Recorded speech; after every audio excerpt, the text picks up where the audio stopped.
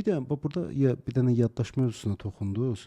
Bu bayaq sadaladığınız bu 6 dənə bölmə var da, indi bilmirəm adını necə deyim, onu da Altılı bilmirəm. model, dünya modeli. Dünya modeli, bəli. O dünya modelində o yaddaş hardadır orada? Yəni o siz bir şeyi yadda saxlayırsınızsa, onu o da şuuraltıya yazır onu, yoxsa nədir o elə? Yaddaş ümumiyyətlə olur qısa müddətli yaddaş, bir də uzun müddətli yaddaş. Aha. Yəni belə deyək də Bu bir kompüterlə müqayisə eləsək də, yəni kompüterlə müqayisə eləmək olar, çünki zaten kompüter insan beyninin süni bir modelidir. Ən mükəmməl Hə də kompüter insan insan üzərində. beynidir. Qısa müddətli yaddaş var, bir də uzun müddətli yaddaş var.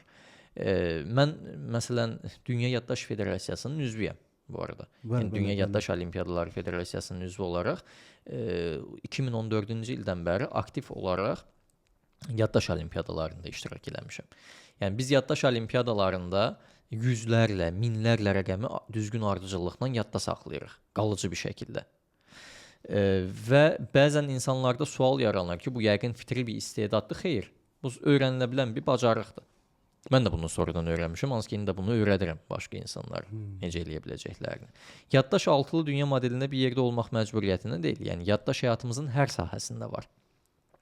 Çünki insanların adlarını yadda saxlamalıyıq, üzlərini yadda saxlamalı oluruq, rəqəmləri, tarixləri, bizə verilən tapşırıqları. Ən çox da gələn müraciət bu olur ki, mənim yaddaşım zəifdir. Və 99% hallarda o insanın yaddaşı zəif olmur. Bayaq əvvəldə də qeyd elədiyimiz kimi, o insan necə eləyəcəyini bilmir. Necə yadda saxlayacağını bilmir. Adını da qoyur ki, mən yadda saxlaya bilmirəm.